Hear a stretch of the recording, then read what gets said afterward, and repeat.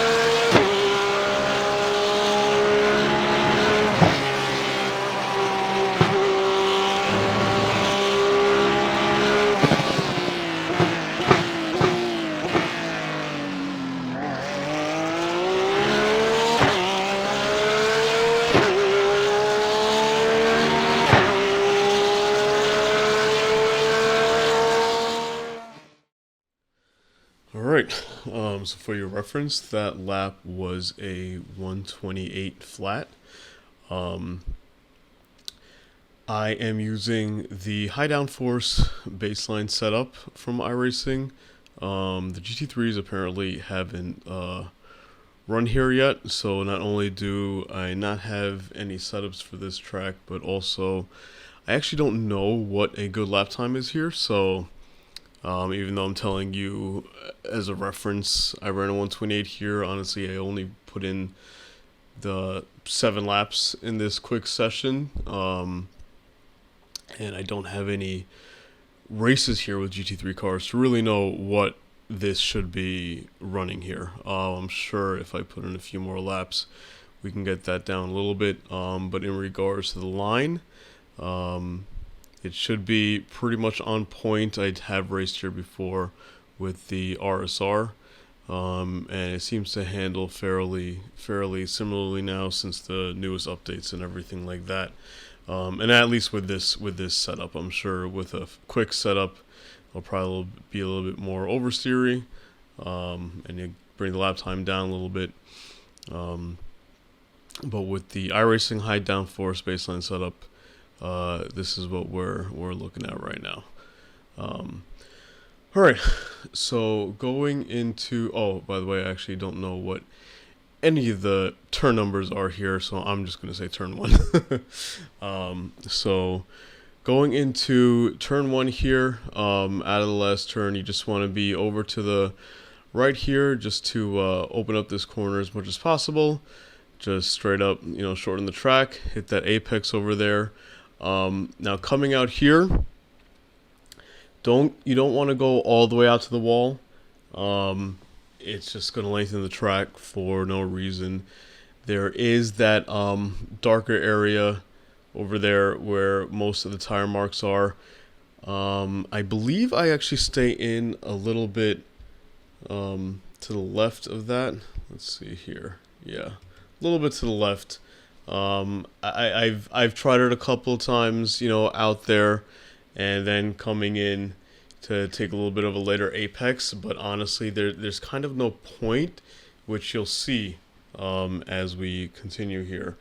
You want to keep it here to the inside, and now you're basically going to go straight from here. So you want your left side tires on the curbing over there.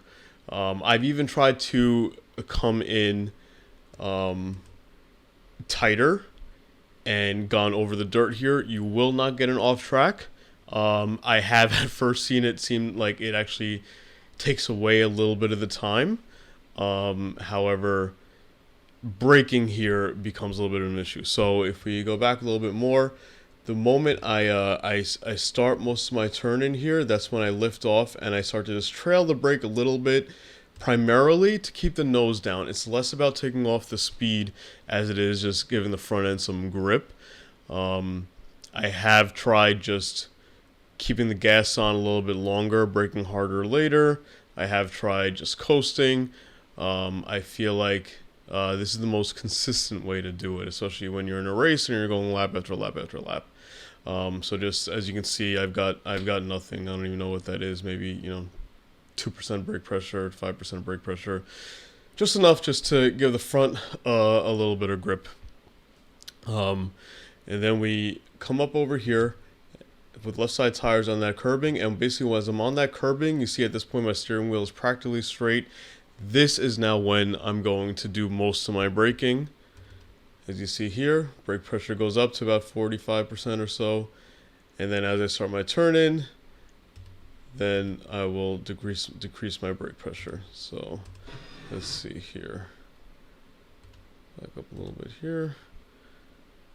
Alright, so trail on the brake, bring up the brake pressure, brake, then trail it down into this corner over here. Alright.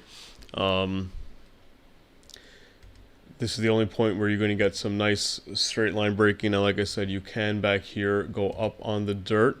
What I've noticed, though, is simply that the fact that when you go up on the dirt, as you can see, I started my braking, my main braking right here. So I'm on the curbing here, so I can get good traction. If your left side tires in the dirt over here, you're not going to get good traction. So what I notice is that braking here ends up being much more difficult, and you can end up running wide going up over this hill. So that's why I like to not take the dirt and just keep my left side tires on the curbing.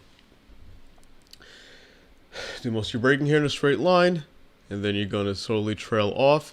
Over here, if you see like the first probably like 3 inches of that curbing is flat, that's where you want the outside edge of your right side tires to be. I've noticed whenever I try to go up on this curbing to try to shorten the track, it just upsets the car enough that what it actually does is not make you push wide, it makes you end up spinning over into the inside over here. Number 2, you notice what's happening here, we are cresting over a hill. A lot of people have the tendency as they're coming up over this hill to, again, try to shorten the track. Even let's pretend you don't take the curbing all the way, you do what I say. They want to put in a lot of steering lock here and get onto the curb. I'm sorry, not the curb. And shorten the track for the right-hander over here.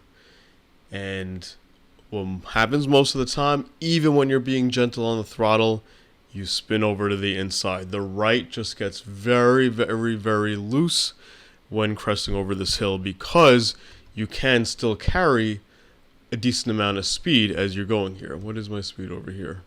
You know, I'm still well over 60 miles an hour. You get on the throttle, it's very easy to spin it. So, one, don't try to shorten the track by taking a lot of curb here. And two, plan on tracking out all the way. You want as little steering input as possible so that you can get to full throttle as quickly as possible. I'm already at full throttle here. If you wanted to keep this tighter, you're probably not going to be at full throttle until you're probably all the way out to here. Granted, you'd be a couple of car widths to the right, but it'd be pointless. You're much further along just using up all the track here. So we track out here. Then basically right as you're coming over here, you should see that there's that darker part of the track here that's rubbered in. You kind of want to make a straight line right for that. Your right side tires are going to basically go right along this yellow line over here, and at this point you're right lined up with this rubbered in part of the track. And once you reach it, that's basically when you lift off the gas, as you saw what I did here. Whether or not you need to trail the brake or not is going to be kind of up to you. It's going to be kind of up to what kind of exit you got out of the previous turn. If you're not going too fast, you don't want to shave off too much speed, so you don't need to trail the brake. If you're going very fast, you're probably going to need to trail the brake. In this case, it's actually less about front end traction as it is about shaving off the speed if you need to trail the brake. Why? We are going uphill. As this goes uphill, your front tires are going to dig into the ground very, very well. So you're not really going to need the brake to apply pressure on the front end. It's really going to be if you need to shave off a little bit of speed. As you can see, I coasted for a second, had a slight little bit of brake input because I wanted to slow down a little bit just to make sure that I'm on the inside curbing here. And then I let off again, and then I'm already back on the gas. You want to make sure that you are over to the left here, because opening up this corner is very important. This is again going to be like I'm going to call it turn 2 when we were cresting over the hill previously. If you don't get this right, there's a much less chance in this turn of spinning over to the inside as there is to running wide. Most people always end up running wide here. So to avoid running wide, I think it's very important to make sure you are sacrificing this corner and staying to the left so that you can open up this right-hander over here. But because we are coming over to the left, you do need to slow down to a certain degree. That also means, though, that because this right-hander now is a little further away, you'd be going a little too slow if you didn't give yourself a little bit of throttle here. So I give myself a little bit of throttle, and then I start my turn in. And once I start my turn in, that's when I lift off. Here, I do like to put, if you can see, I got like a couple percent of brake pressure, primarily to put some weight on the front, just to help mitigate any understeer as I'm cresting over this hill. It may turn into some oversteer, but I feel like that ends up being fairly easy to control over here. It's usually a bigger issue of not having the front end grip, getting on throttle, and then just understeering out wide, pushing out wide. In regards to this curbing over here on the right, I normally don't cut it. You can. It's very easy to cut and not get it off track. It does bounce the car around a lot. So what I will say is that it's kind of car dependent. For example, I did before I ran this track with the GT3R, I just ran, like 10 laps in the 992 Cup. And I found that my lap time was always quicker cutting this. Now, the reason for cutting this actually had more to do with the fact that when you're cresting over this hill, that 992 Cup was very, very inclined to understeer and push out wide. Way more. I mean, you have way more aero in this GT3R. So, if you did just essentially not cut the track and make it longer so that you couldn't have your car angled a little bit further to the right, I don't care when I got on gas, I just kept seeming to go very far out wide. Sometimes I'd make it, but I'd be so on edge with that outside curbing that it just wasn't worth the risk. The little bit of bouncing around I'd get cutting this curbing was way more worth it. I'd always stay on track, and I noticed my lap time actually, I gained a couple of tenths here doing that. Here, I don't like to do it as much. So as we come in through here, you see, I'll just, I'm up on the blue and yellow, but that's about it. I'm not cutting that dirt and everything. So the car is fairly stable. But as you saw, I just held a couple of percent of brake pressure just to give the front end some nice grip as I was doing that. And then I get on gas, and again, this car is not the 992. If you notice, I'm getting on the gas very, very quickly. I want to get on it quickly because that'll induce a little bit of oversteer. And the front end has way more aero and more grip at the speed that we're going at here. But again, you are cresting a hill, so just be very careful. We continue here, just track out. And now pretty much as this curbing ends, that's when we're going to start our braking. We're going downhill. You're not going to have as much traction, so do not hit the brakes too hard. You will, well, this car is ABS, 992, you're going to lock up. But remember, ABS is not the fastest way to brake. You want a threshold brake, so you will end up going too far out wide here. Start braking at the end of that curb, and then start your turn in, but trail off. Again, you're going downhill. You want to make sure you're trailing off quickly, not too much brake pressure. Just try to carry as much speed. Pretty much as this curbing ends, you're going to get back on the throttle.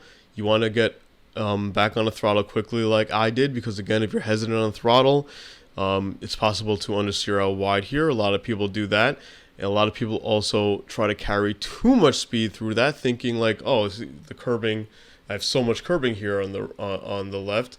But what they don't realize is that this is way more than, this is a very acute angle, way less than 90 degrees. And then they're trying to still turn the wheel while the track is still dropping away, and the front end doesn't have the grip and they understeer out wide. So don't aim for any of the curbing immediately here. You want to aim for the very end of the curbing, which is what I'm doing here, and that's pretty much your track out all the way at the end here. If you aim for anything closer here to the left, yeah, you might make it at that curbing, but then you're going to be trying to go to full throttle, and as the track is still dropping away, you're going to go out wide. So aim for the very end of the curbing here. This is fairly full throttle. I mean, I think I lift maybe even a little bit in this car. In the 992, you're probably definitely going to be lifting a little bit. Maybe once your tires heat up, not too much. But you need a lot of aero here, just because of the angle of this turn. Don't come in too quickly. You kind of want to treat this like at a late apex, and the late apex is very far around this bend. So you'll see as I'm coming around, I'm getting closer, I'm getting closer, I'm getting closer, and I'm kind of apexing right there. Because you want to end up as far to the right here as possible. Again, you're sacrificing this corner for your next one. Now, as we're coming up over this hill, right? There, I lifted. There's two ways of doing this turn. One is what I did here. I treat this long left-hander as a double apex. The other way is to, as you can see, I already started turning in left. Don't. Keep your steering wheel straight and brake. You can, because at that point you can brake much harder in a straight line. What's very tricky about this turn is that it's not just a left-hander, it is a left-hander downhill. the track is constantly falling away from you. It means you are constantly lacking grip in all of your tires, but especially your front end. So you're going to want to understeer out wide. Now, you can, going into here, I'm coming in tight. You could have stayed to the right here, braked in a straight line hard, and then start to bring it in. But obviously, you're going to have to release the brakes at some point to start your turn in. You're not going to be able to come in too quick, so you're going to have to take a very wide arc. It works. This double apex method, I do it for two reasons. One, it's about a tenth faster because you not only are shortening the track because you are now coming in hotter, you are going to keep the brake on to not only shave off speed, but also to try to dig the front end in. So you're kind of killing two birds with one stone. You're shaving off speed and preventing some of the understeer with keeping the brake on, way more so than when you're going around the other way if you did most of your braking in a straight line. And so you're able to essentially shorten the track without necessarily losing too much speed. That's one reason why I do it. The second reason is in a race, if coming out of this right-hander, you get someone to get a good run on you, and they come over to your inside here. If you then stay straight here to brake, guess what they're gonna do? All they're gonna do is brake super late here on the left side, and then try to hold their brake as they're coming in here on the left. So I just feel like it opens up the track for no reason. So I much prefer to take the double apex here. But honestly, some people aren't comfortable with it just because you do have to have a very sensitive brake pedal as you're coming through here. As you can see, I'm going up and down, I'm modulating because it's very easy, especially in the 992, to just lock up because the track is falling away. Or even in this car, you hit the brakes too much and you got ABS kicking in, and then you're just going to understeer out wide. So you have to have a very good brake foot as you're coming through here. But if you can do it, I find this to be, a lot better. All right, so I trail the brake in. This is my first apex. I come out wide a little bit, and then I come back in to hit my second apex. So pretty much when I'm done tracking out wide, that's when I get back on throttle. What I'm aiming for here, as you can see, is pretty much the end of this curbing. That's my apex right there. A lot of people will try to apex where the curbing seems to straighten out, which is like right around here. Primarily because both these cars are rear engine. I feel like if this is where you're trying to apex, what's going to happen is that as you come out, you're going to come out to this curbing probably like 5 feet before, and a lot of people end up understeering out wide or get a little bit of oversteer because they're putting a little bit more steering lock trying to not understeer out wide, and they end up hitting that dirt and spinning. So I try to aim essentially for the very end of that curbing. Now we just keep the steering lock in and bring it back over to the left here. This is another hard braking zone. It looks like, when do I start my braking?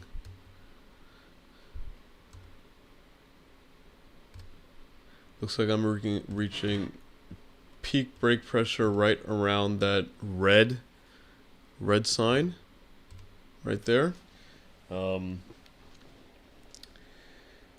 gonna brake hard in a straight line here, and then it's gonna look like you're coming in early and not taking a late apex, but you're gonna see that this right-hander is a very, very long right-hander. So you want to come in early, because you have a lot of track out.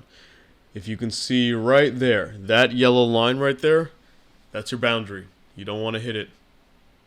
It's going to be your off track, but that's also, you know, where your full track out is.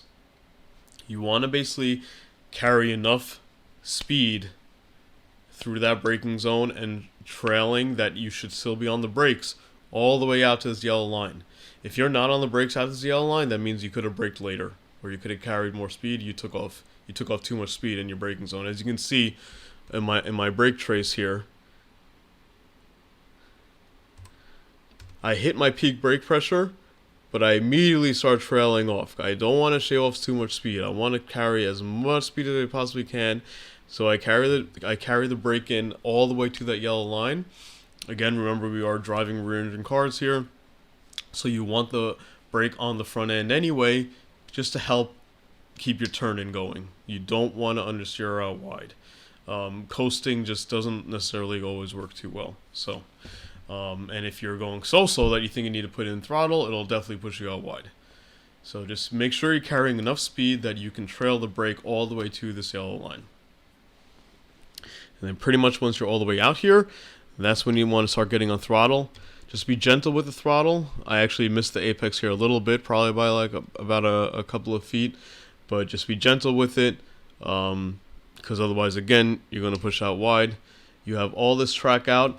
Now, if you see this curving to the left here, if you did go a little bit past it, because you pushed out a little bit of wide, and then you brought it back all the way to here, that's fine.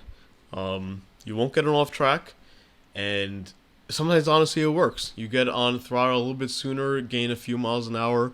Yeah, you lengthen your track a little bit more, but you have a very decent throttle zone here. It's not full throttle the whole way, but you're not braking, and so every mile per hour you get is going to mean 10 miles per hour later on down this stretch. So it can work, you know.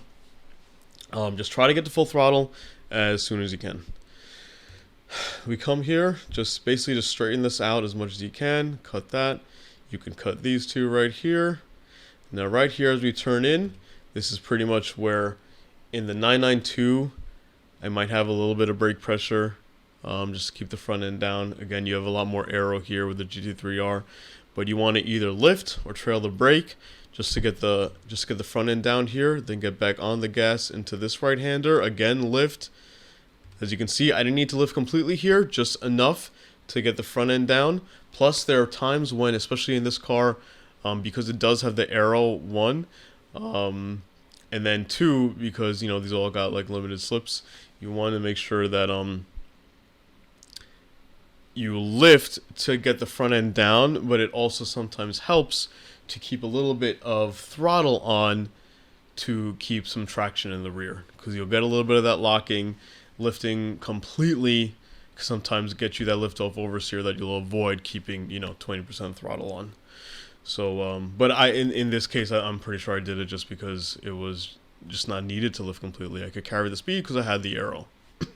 Again, the 992 might be a little bit of a different story because it got way less aero.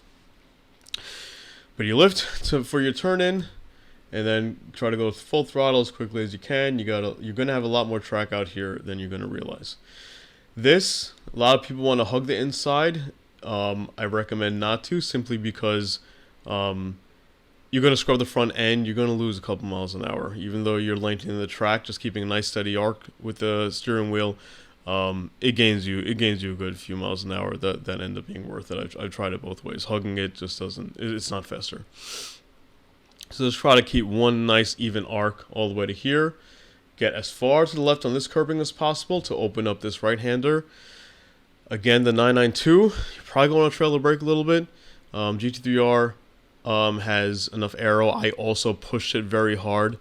Pretty much the moment this curbing ends is when I started my turn in here.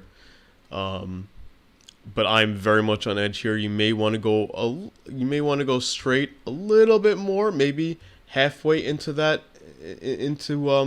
other road here, before you start your turn in, just to late apex this a little better. But as you can see, I was just playing with the throttle here, lifted, and then back on the throttle, playing with it, and then with a full throttle when I felt I was able to do it, and I tracked out using the entire track. My left side tires were almost in the dirt, but they were, they were on the curbing, and I was fine. This is just going to be how, again, if you got a very sensitive throttle foot, you can play with the throttle, control any oversteer that you get. Then you can start your turn in sooner and get on throttle soon. Again, a lot of times I will like to hit that throttle, go to full throttle really quickly, like I do right there, boom, full throttle, because at this point I know hitting full throttle really quickly is going to get me that slight bit of oversteer, that nice slip angle, and I felt visually, I was looking at it, I'm like, I can make it, and I did. So again, that turn's going to be a little bit up to you in the car you're in, whether you want to try to late apex a little more, start your turn a little bit later, if you need a trailer brake or not. But that's the general line that you want to take. So now we are going to go straight here towards these cones. I'm reaching peak brake pressure, I guess right when this that red racing sign on the left, pretty much once that's ending, maybe halfway through it. This is just another hard braking zone. You want to brake, shave off that speed. And now, again, it looks like I'm turning in early, but as you can see, we are not tracking out here. We are going to just keep on turning. This is a complete U-turn. And you can cut this curbing completely here, and you basically want to slow down enough to keep cutting it. And you want to essentially, to me, this is my apex when I pass these barrels right here, these tires. On my right side, right along them, and that's when I'm going full throttle. That's when I start to open up. For me, an apex is pretty much when you start to open up your steering. If you're still tight on your steering and you haven't opened up yet, then you haven't apex yet. So I'm turning. I'm starting to open here, but this is really where I'm opening it up. And so that to me is my apex. And then essentially just hug the wall here. And then come back over to the right here to open up turn 1 again. Alright, so that's it. That was a lap at Sonoma Raceway in the Cup configuration in the 911 GT3R. So good luck, guys, in this week's race.